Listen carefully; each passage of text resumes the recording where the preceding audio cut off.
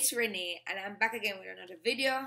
I'm going to be talking today about security and also wallets. I feel like they both kind of go hand in hand, and as a newbie coming into the space, you kind of want to know what the best way is to secure your assets, right? That should be kind of like your number one thing coming into the space. So, I'm going to touch on a little bit of each. If you're new to this channel, please subscribe, like the video if you like the content, and leave any question, comments, or suggestions down below in the description box.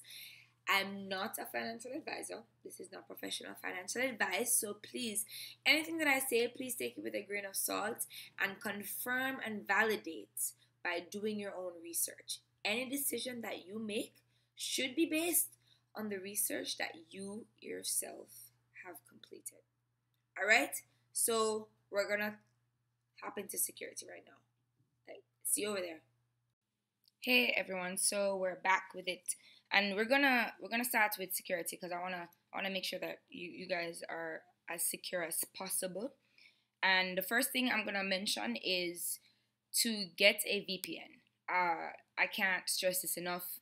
Protecting yourself online is probably one of the biggest things you have to be concerned with when you're in this space, and a VPN can help you to do that. Same as how you have a firewall or an antivirus on your PC or Mac. You can protect yourself online by getting yourself a VPN. They have a bunch out there, so kind of just choose what ticks all the boxes for you the best. And yeah, so I definitely recommend getting a VPN. Also, notice that I am browsing in Chrome. If you do not have Chrome, please use the web browser that you do have and download Chrome and start using Chrome. Chrome it's Google, so they update their patches regularly when it comes to securing your online activity.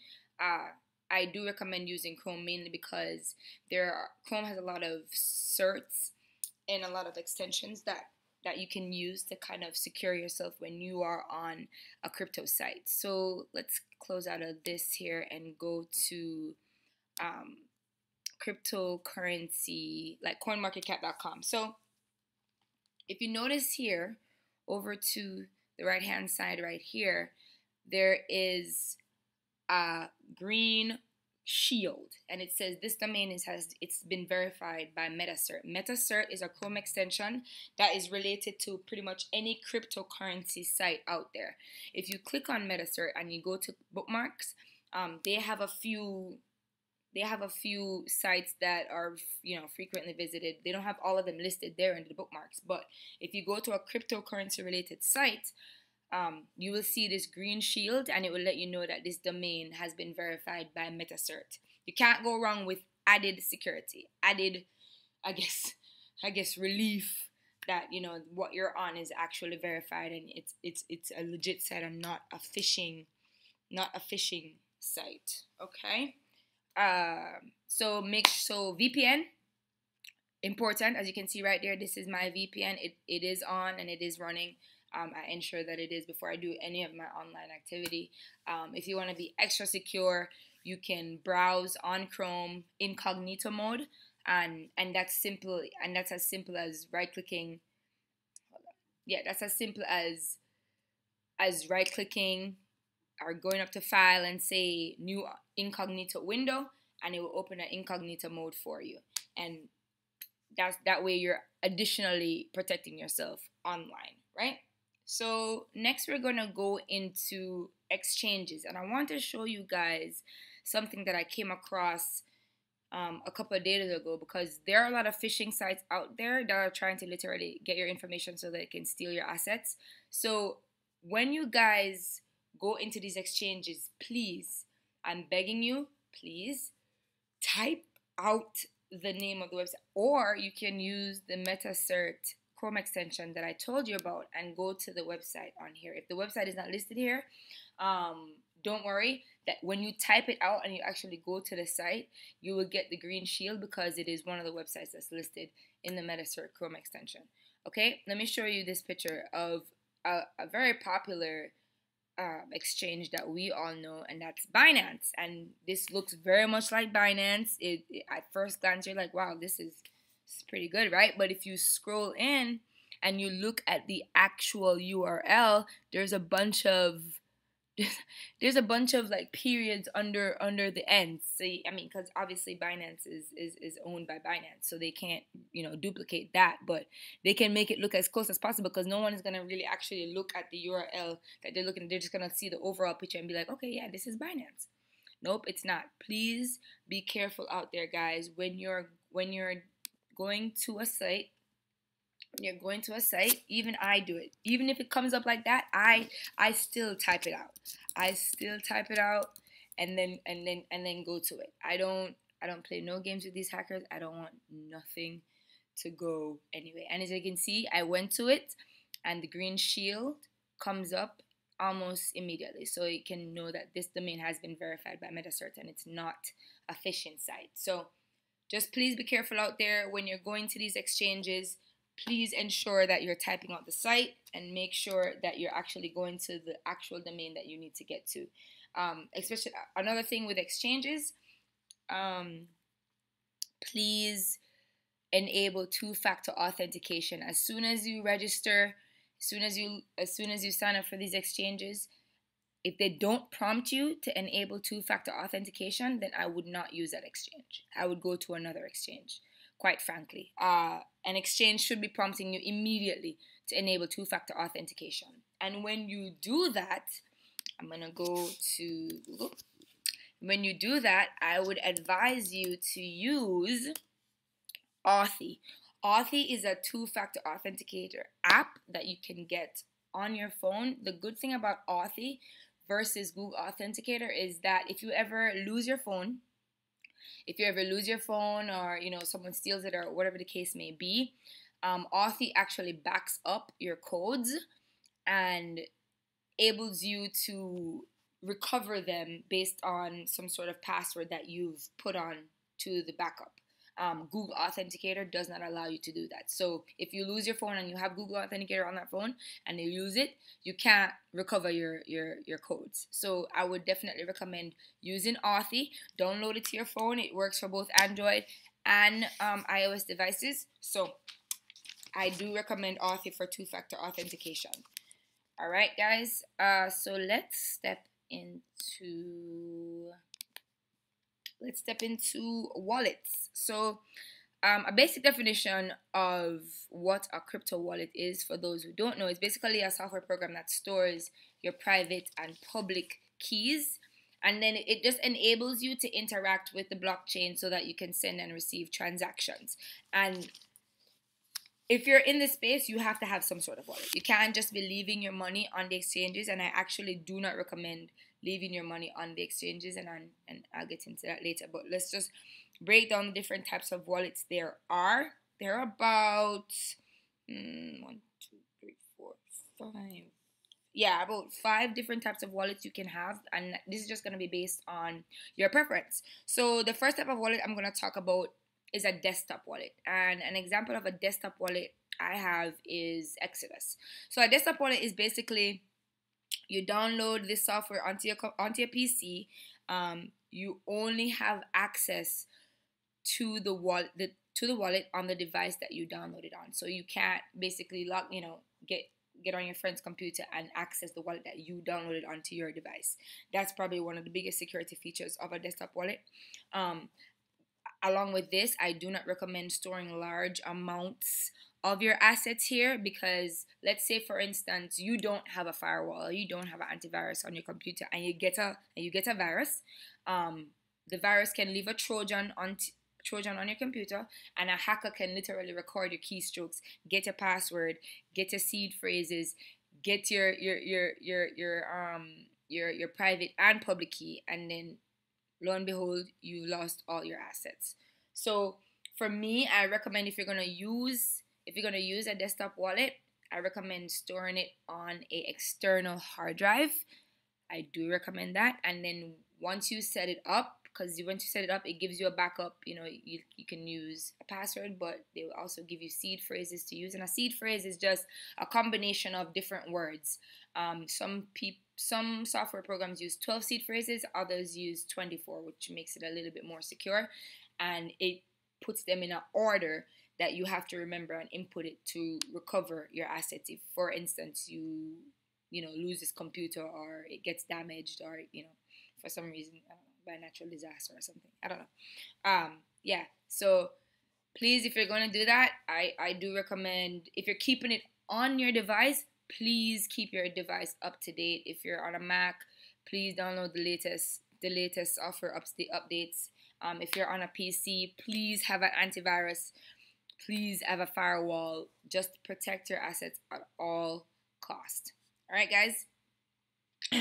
Another one that I don't recommend, and it's called an online wallet. It's basically the same thing as a desktop wallet, but it's basically online. So an example of that would be Binance.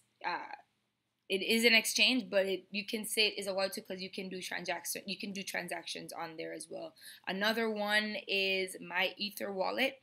The good thing about My Ether wallet though, even though it's online, they don't store your private key. They don't store it. It says that right there. MyEtherWallet.com does not hold your keys for you. We cannot access accounts, recover keys, reset passwords, or reverse transactions. So that's what I like about it. In order to send and receive Ether or tokens, you have to have access to a wallet outside of My Ether wallet. So you can use any wallet in conjunction to My Ether wallet. So they recommend using MetaMask if you don't have MetaMask, or using a key store, or using one of these hardware wallets in conjunction to My Ether wallet. Yeah, I don't recommend storing a lot of your assets on either of these exchanges or My Ether wallet. I'll tell you my recommendations on what you should be doing at the end of the video. Another type of wallet is Jaxx. Jaxx is a mobile wallet. I mean, you're only protected as your I guess your device is. I know for me, I have a VPN on my phone, so I could use Jaxx on my phone to further protect myself. Just make sure your phone is up to date with all the software updates, because when they do software updates, they do security patches as well. So please make sure you're up to date with that. I use Jaxx mainly if I need to do like a quick trade of any sort. I don't keep a lot of money in the wallet on my phone. I usually keep literally less than $500 on there just to pick up a few more assets and transfer them to my storage device of choice, which I'll tell you later in the video. So that's an example of a mobile wallet. Jaxx, it's one of the better ones out there. And again, do your own research on these and kind of validate what I am saying. Jaxx is just the one that I choose to use because the platform is pretty simple and it's very, very, very, very, very easy to use. All right, so we're getting into my favorite type of wallet now, and it's a hardware wallet, also called a cold storage wallet. So basically, you would use these types of wallets if you don't plan on day trading. You shouldn't be day trading anyway, because I said that in my last video, right? So you use these if you want to hold your assets long term. And I definitely recommend spreading them out over multiple hardware wallets. I don't recommend keeping all your eggs in one basket, because you never know what might happen. So a hardware wallet is just a physical device. So what happens is your private keys are stored on the device itself, so it never leaves the device, which I think is huge for security. Everything is stored offline. So yes, when you're doing a transaction, yes, it's done online, and using these with you can use these in conjunction. These are one of the things I said you can use in conjunction with My Ether wallet. But the main thing is that your private key is actually stored on the device itself, and I think that's huge. Two ones that I recommend using: Trezor, which is the one I'm on right now. Yes, it says it's a Bitcoin wallet, but it also holds ERC20 tokens. It has two-factor authentication as well, and it also comes with a password manager. really good platform, Trezor. I really like this hardware wallet. And also another popular one is Ledger Nano S. It's very interactive. It's one of the most popular ones out there to be used actually. It's very intuitive, and you can't go wrong with storing your assets on cold storage. When it's offline, you know that no one can access it, right? So it's perfect. I definitely recommend hardware wallets for long-term storage. The last one I want to talk about is a little bit old school and a little bit, I guess they would say unconventional, but these are paper wallets, and I feel like these are the highest. They have the highest level of security in my mind. It's just basically you go to a website that generates these, and it securely generates a pair of keys, the public and your private key, and you can print it out and keep it on paper and keep it offline completely, like regardless. Yeah, you don't, that it doesn't transfer through anything. The only thing that you use is your public key to receive and send transactions. That's the only thing you use. You have your private key literally in your hand. Obviously, the pros for this are the highest level of security and the fact that it's completely offline. But a con is, paper disintegrates. You can easily lose paper. So unless you're willing to have multiple backups of the paper wallet, and I'm telling you, this is like cold storage. It's even colder than the hardware wallet. I personally have a few paper wallets that I use. I don't have a lot though, because most of my assets are spread out on the hardware wallets, and I have about 4 to 5 hardware wallets. And I do recommend having multiple. Like I said, please diversify your portfolio by having your assets not all in one place. Okay, guys? Definitely recommend doing that. So for my choice and my recommendation with regards to wallet, it all depends on you, what you're going to be doing, what your time in this space is going to be like. For me, I'm in it for the long haul, so I'm holding most of my assets long term. So I store on hardware wallets because I'm not gonna be day trading. The only thing that I'm going to be doing is repositioning and adding more assets to my long term holds. So what I personally use Exodus to have some of my assets on there, just so that I can do quick trades if something needs to happen, or if I see the prices are looking favorable for some of my assets that I like, I can do a quick trade and get it to my Exodus wallet and get it off the exchanges as quick as possible. I do recommend Exodus as a good desktop wallet. Like I said, I don't keep a lot of money on here. I just use this as a middle ground to get my money off the exchanges. As far as exchanges go, I keep enough money on exchanges to pretty much reposition. So I keep enough Bitcoin or I keep enough Ethereum on exchanges to reposition. I don't keep enough to where I would feel devastated if for some reason the exchange itself got compromised or got hacked or something went down on the exchanges where I'd feel like, oh, my whole world is going to end if something happens. So I do recommend you doing the same thing. Just keep enough on there so you can buy the dips and reposition for your long-term holds. All right, guys. As far as the hardware wallet that I use, like I said, I use both. You can never go wrong with having both. Both are extremely easy to use platforms, and I do recommend either one of these. I don't have a preference. I think they're both extremely good products, and their Ledger unfortunately is on back order, but I do recommend getting your order in so you can get one. So that's all I have, guys. If you have any question, comments, or suggestions, leave them below in the info box below. and I will see you guys in the next one. Oh yeah, guys, follow us on Twitter at ABUZZ_ladies. We have a lot of information on Twitter. You know, we release a lot of news on Twitter, so be kept up with us and see what we're doing at ABUZZ Ladies. All right, guys. So I will see you guys in the next one. Peace out.